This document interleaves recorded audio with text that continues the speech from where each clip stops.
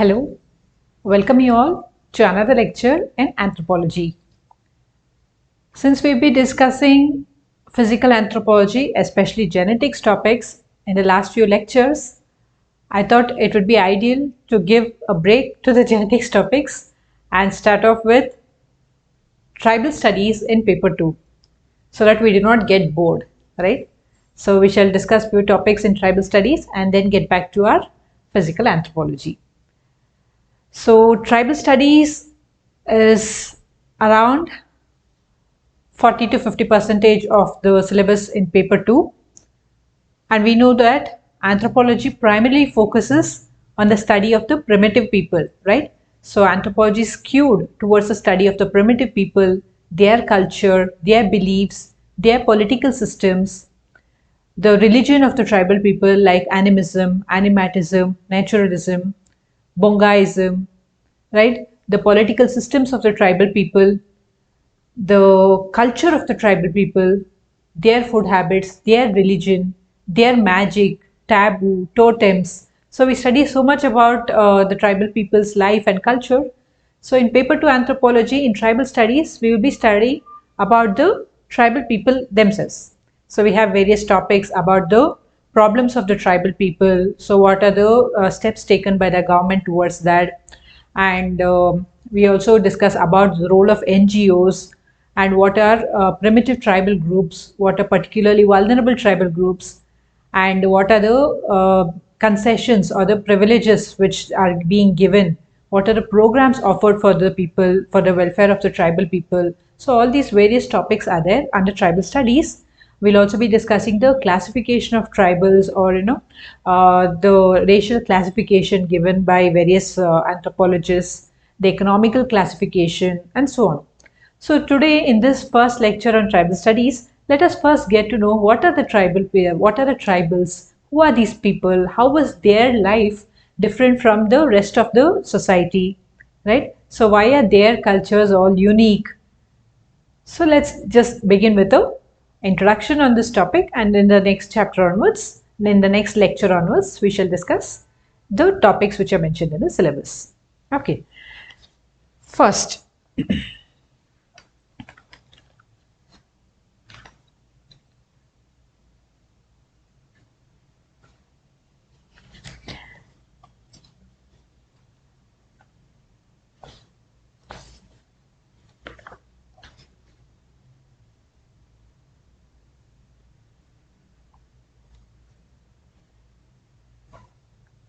who is a tribe?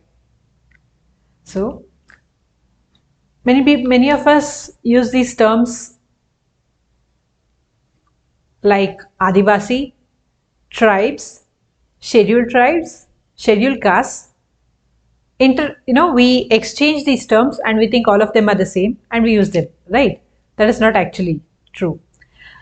So anthropologically, a tribe is a social group, the members of which live in a common territory, have a common dialect, have a uniform social organization, and they possess cultural homogeneity. And they have a simple technology and a common ancestor. So the moment I say a tribe, or I ask you who is a tribe, most of you all will come up with the answer like tribes are the people who live in deep jungles, in inaccessible areas. They do not have education. They are primitive people. They still use old technologies. By technology here, we do not, mean sophisticated things. By technology, we simply mean the tools which they use, be it for agriculture or for hunting.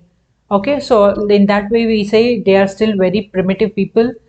And we say some of you all might even say that they are not completely dressed like civilized people, right? Their language is different, their culture is different, their food habits are different, right? This is what most of us will say. So that is also true. A tribe is a social group which consists of members occupying a common territory. So you can find that in different regions, the tribes will be located or occupying a common territory. Say, for example, the tribes, the North Sentinelese tribes in Andaman and Nicobar Island. So the Sentinelese tribe, these people occupy the North Sentinelese region. Okay. Similarly, you can find the Chenchus of, you can find the Chenchus. So Chenchus are a tribe which are predominantly occupying the Nalamala region of Andhra Pradesh. There's a Nalamala hills. So in that region predominantly you can find the Chenchus. So like that there are tribes occupying particular regions. Okay. So you can find Nagas in Nagaland. So we'll be discussing more about all these tribes. So the tribes are a social group which occupy a common territory. So in that common territory you can find the tribes living. Then they have a common dialect. What do you mean by dialect? See, we have so many languages, right? Hindi, Kannada, Marathi, Oriya, Bengali. Like that, we have so many languages. And if you see that each of these language are spoken in a different way in different regions. Say, let's consider the example of Hindi. Okay. If you see a person in Delhi speaking Hindi, and if you see a person in Mumbai speaking Hindi, you can very easily identify the difference, right? Similarly, a Haryanvi speaking Hindi will be different from a Punjabi speaking Hindi, isn't it? So, though Hindi is the language, in different parts you can find that people speak in a different way. Similarly, if you see in South India, the way we speak Hindi, very clearly you can identify that okay, this person is not, they are not from a Hindi background. We speak Hindi, but the way we speak will not be similar to how a person who has a mother tongue as Hindi will speak it, right? So similarly in English also, if you see, we have British English, we have American English. So if you find that some people from India, when they go to European countries or if they go to US and if they come back after 4 5 years, they would have picked up that accent of that region. Be it if they go to London or British area or Europe, they would have picked up that accent. And if you see, if they are returning from USA, they would have picked up the US accent. So that is what we call it as dialect, right? So it is the same language but in different forms. Like there will be certain changes in how it is spoken. That applies to any language. Even in Kannada also, if you see, in here in Bangalore, Mysore, the Kannada which we speak is slightly different from how people speak in Hubli, Dharwad, and how people speak in Gulbarga, Yadgir.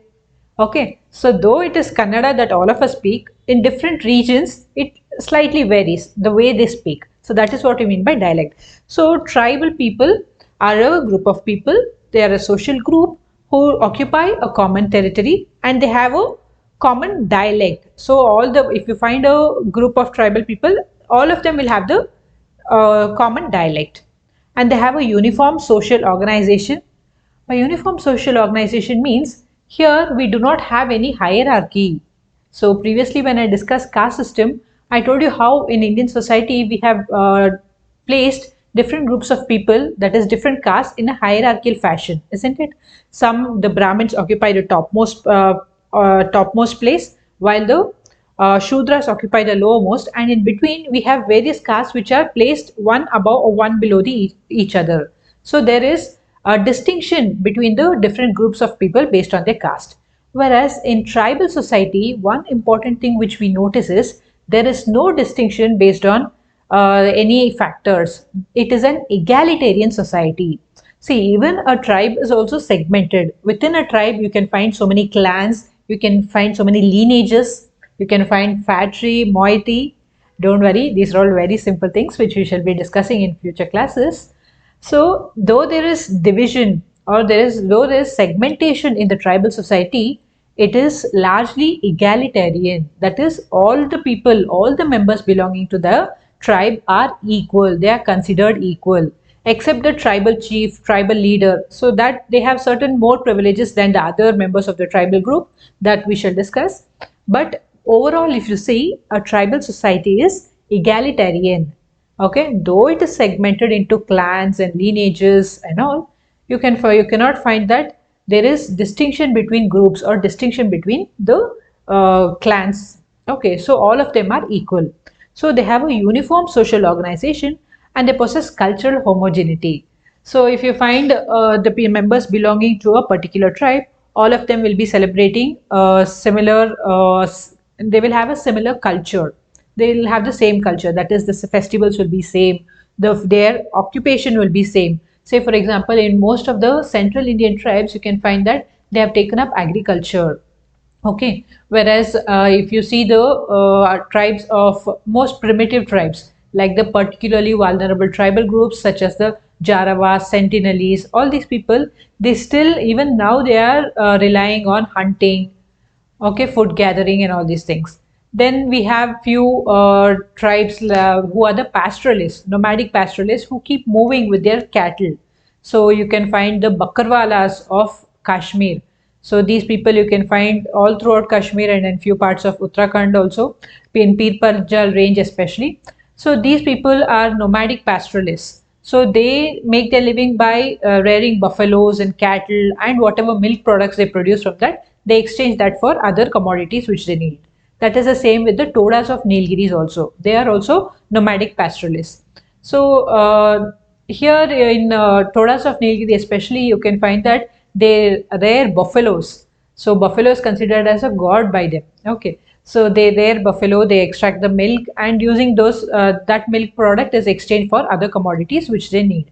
So they are not nomadic exactly. So the Todas are pastoralists, whereas the Bakarwalas or the nomadic pastoralists, they travel, they travel with their cattle in search of new pastures according to the season.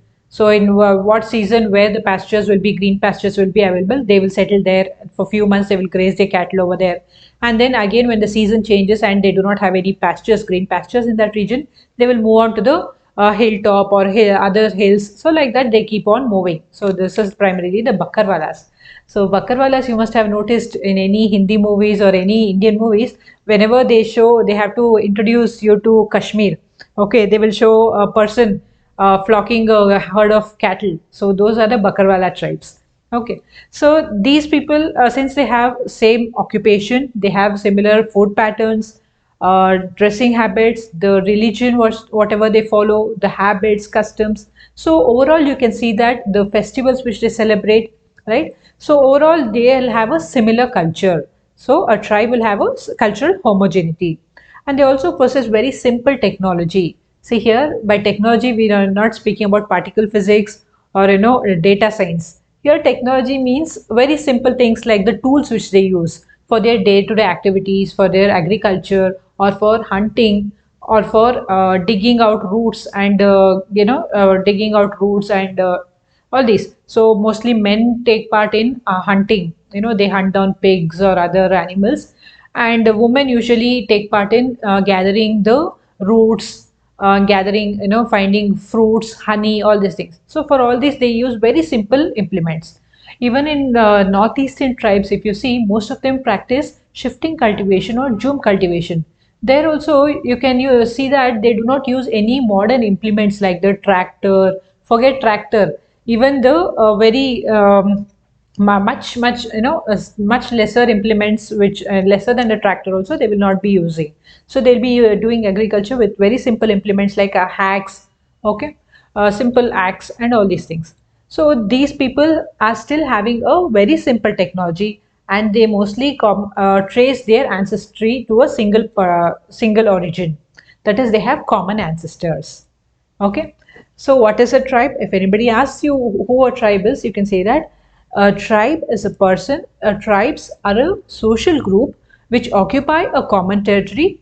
They have a common dialect which they speak, and they have cultural homogeneity. That is, their culture is same, and they have a simple technology. Their life is based on simple technology, and they have a uniform social organization, and they also have a common ancestor. So these are the tribes. Okay. So even though I gave you the simple definition of tribe, see, there are so many people who study the tribal people, right? So it is the sociologists, the anthropologists, the social workers, administrators. Though many people are concerned or curious to study the tribal people, all of these people give their own definitions of who a tribe is. So none of them have been able to give a proper clear-cut definition which is acceptable by all. Okay, so this definition which I gave you about a tribe is based on what we speak in anthropology. So if you can ask a sociologist, they might give a different definition. So even though so many people have been curious and they are taking part in the study of the tribal people and their life, they are not able to come to a common definition which is acceptable by all of them. Okay, so D.N. Majumdar, a very famous Indian anthropologist, he says a tribe is a social group with territorial affiliation. It is endogamous. Okay, that is, endogamous means, here they mean that a tribe marries within them, within their tribe. So a marriage within the tribe is always welcome, and marriage outside of a tribe is usually not acceptable. Okay, or it is not welcome, just like how in our caste system also, right? So usually we prefer marrying within the caste.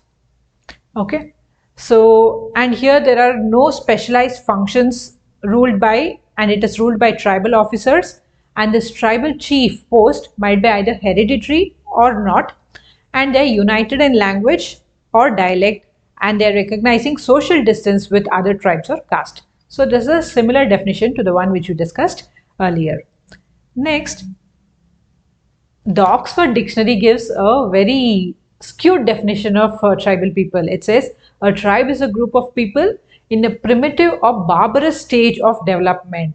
See, this is not actually true, right? So this might apply to few primitive, very primitive tribal groups like the Sentinelese, who are still living very isolated, and they do not make any contact with the outside world. Okay, so about Sentinelese, we shall discuss a lot about how they are still living very isolated lives, everything. So probably this statement of a tribal group is a primitive or barbarous stage. So that cannot be acceptable, right? So there are very, very, very few tribes like that around the world who are still in a barbarous stage, or you cannot even call it as barbarous, who are still in a very primitive stage and who are not willing to have, or willing to have any culture contact, or they're not willing to come into contact with the outside world. So such tribes are very, very, very minuscule in the world. So still the Oxford Dictionary gives this definition that they are in a primitive stage of development, acknowledging the authority of a chief. So in the political system, there is a tribal chief is there who guards the entire tribe, and he makes the rules for the tribe, and they usually regarding themselves as having a common ancestor. That is like how we discussed in the previous definition.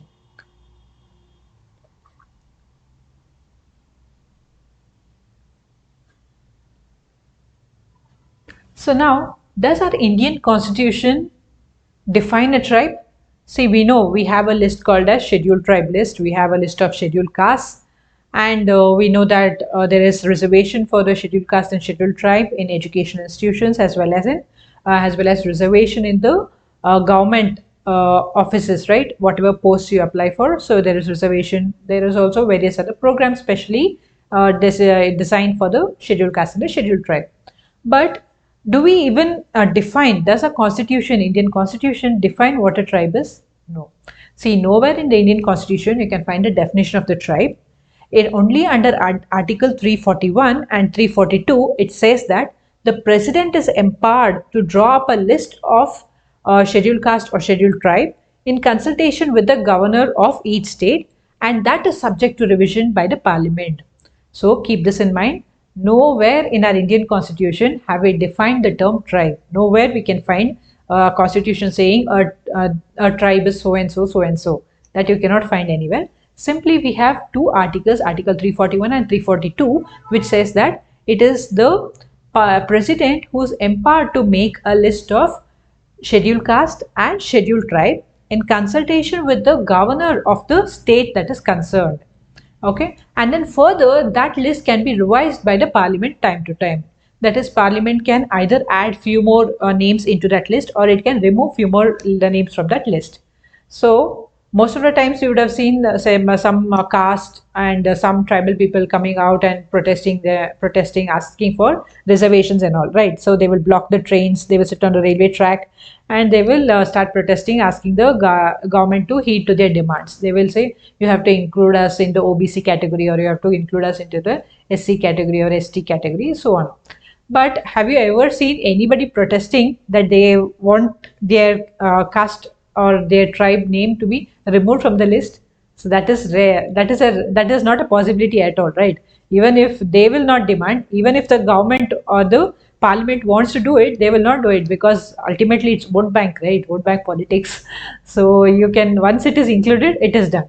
So you can only find that more and more names being included into the list, whereas you cannot find any removal from the list. Okay, so it is the president who is empowered to decide which name goes into the list of scheduled tribe. So that he does in consultation with the governor um, of the state that is concerned. Okay, so most of the time you can find that new names are getting included, but exit is not a possibility.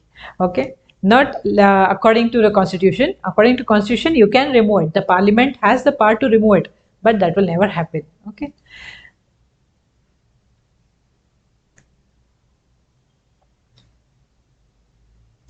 So, B.S. Guha. Okay, B.S. Guha is a very famous Indian anthropologist who is very well known for his racial classification of the Indian people. So, he classified the entire Indian subcontinent into different groups based on the race. So, he has given us a classification of the tribal people. Okay, so even before, so that here much about detail about different classification we'll be studying in the later chapters. Now just let's understand who are the different tribal people living in which areas. So even before learning about the tribal people in different areas, let's know a little bit about the characteristics of the tribal population. Okay, so I told you the tribes are the people who occupy a particular territory, who are living in a particular territory. They have a common dialect, they have a common culture, they have a uniform or social organization, and they also trace themselves to a common ancestor.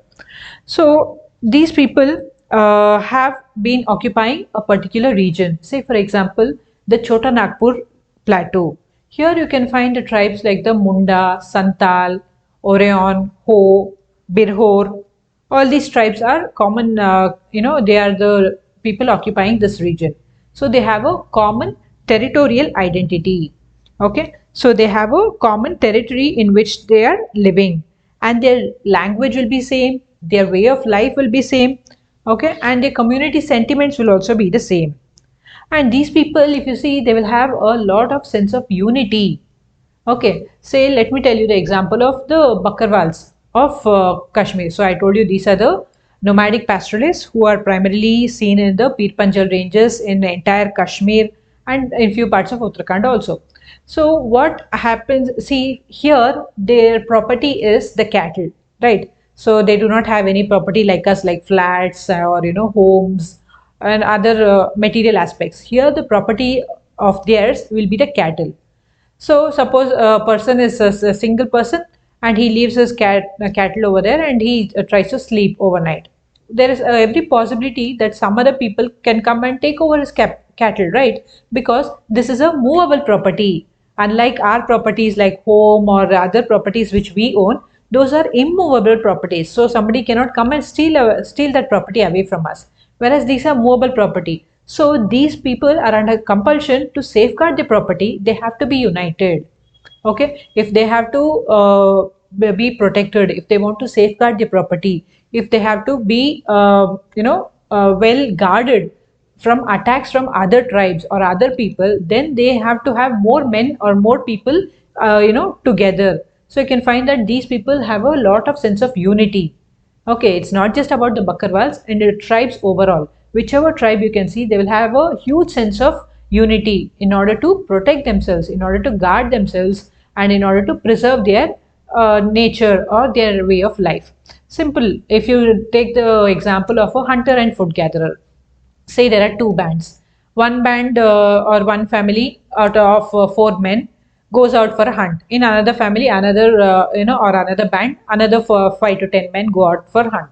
So today, what happens? Unfortunately, these four men from one band who went out for hunting, throughout the day they struggled. They tried to hunt an animal, but they could not find. So they come back home empty-handed. So whereas this another group of 5 to 10 people, 5 to 10 men who went out for hunt, they found a huge hunt, they found a huge animal and they bring it back to their family. So what now, these people, they cannot afford to keep themselves hungry, and they cannot starve their entire family also, right? Their wives and their children, they all of them, the entire 4 to 5 families cannot starve. So what these people, the other group, will do, they will say, hey, come on man, we are all the we all are the same.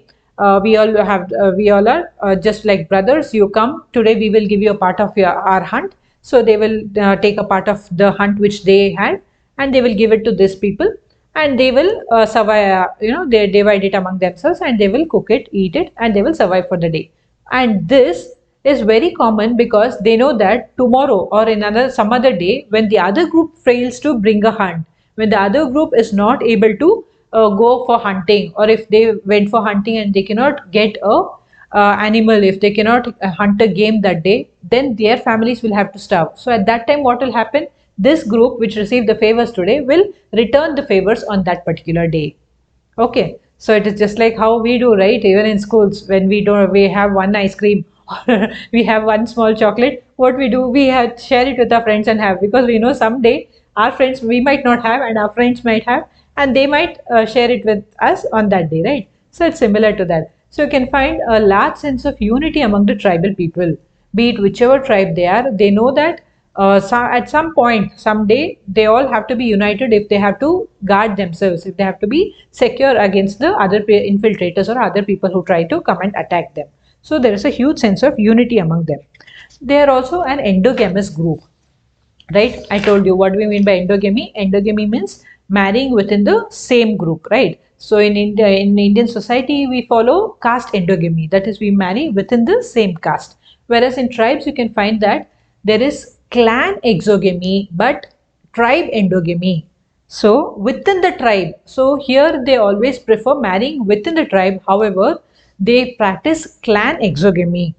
I guess sir has discussed all this in uh, kinship chapter, right? They follow clan exogamy. So what do you mean by clan exogamy? Men belonging to one clan do not marry the woman belonging to the same clan. Instead, they will marry women belonging to the other clan. Okay, and the men belonging to that clan will also not marry women belonging to their own clan. Instead, they will marry women from another clan. That is what we mean by clan exogamy. That is, you are not supposed to marry a person within your own clan, whereas you have to marry a person within your own tribe. So the tribe is a endogamous unit, whereas a clan is a exogamous unit. So this is also one common practice which they follow, and they have a common dialect. I told you. So people belonging to a particular tribe will speak the same dialect of that language, and their political system is also different, unlike us. So they have a tribal chief. Okay, here we have the how do we have the political setup here? We have the state legislative assemblies, then we have the union legislature, state legislature, we have the president, governor, all these kind of setup, right? So in tribal society, what happens is there is a polity is very simple. So they have a tribal chief, and who is again guarded by, who's again advised by a committee or a group of leaders who are heading different groups. Say this is a tribe, so there will be a tribal chief. Okay, under tribal chief there will be other tribal leaders.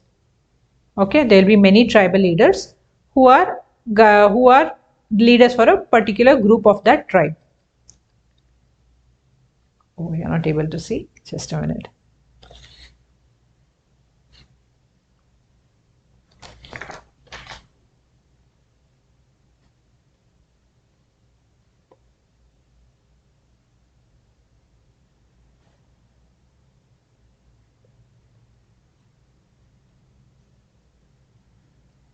Say for one tribe there will be a tribal chief. Okay, and even under tribe is a huge unit.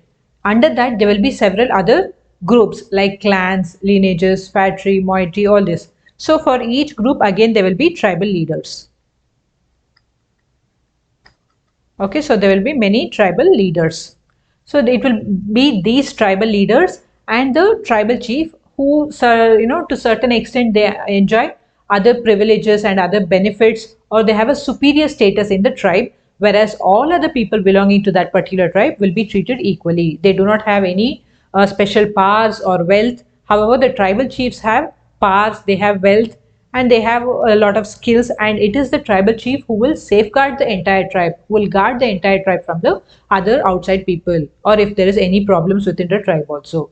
Okay, so they have a very simple political organization like this.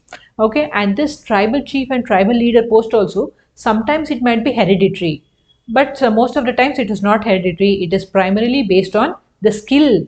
So if suppose there is a hunting and food gathering tribe, so who will they make the who will be the tribal chief in that tribe?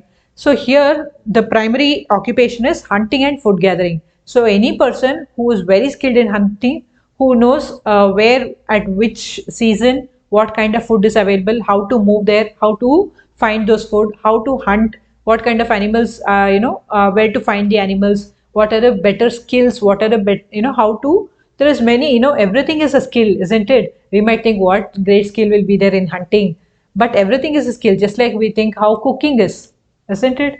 We think so much that okay, cooking is not a rocket science. Even I do this often. I tell my mom when she when she challenges me saying you cannot make this as tasty as I do, I tell her, no ma, see, after all, cooking is not a rocket science. We need to know what are the ingredients. You just take a recipe, you know what are the ingredients and which order you have to put it, and finally the recipe, the food is cooked.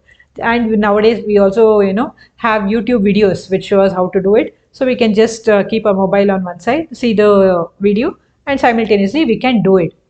But it is not just about that, right? How many of you have identified this? No matter, even if you use the same ingredients, everything, the taste, a person who is a professional in the sense, who has a lot of experience in cooking, will have, will make that food in a much tastier manner than a person who is beginning, right?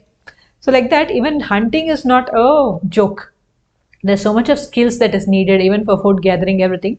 So what these people will do, they will choose a person who is well versed in all this, who is skillful, who is capable of handling all this. That person will be chosen as a tribal chief. But most of the time it is not a hereditary post. It is exclusively bent on, it is based on the skills of the skill that a person has acquired.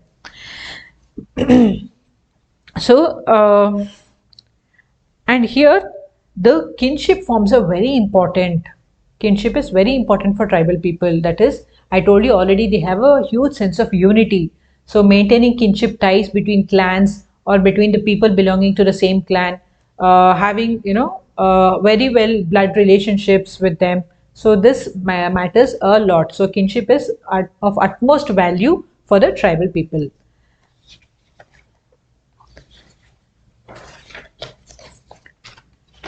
So now let us know about a few tribes. Okay, so did you all, okay, before we move on to the further things, so now you know what is a tribe, right? The tribes are the people who occupy the common territory, they have a common dialect, they have a cultural homogeneity, they trace themselves to a common ancestor, and they have a uniform social organization and a very simple political organization.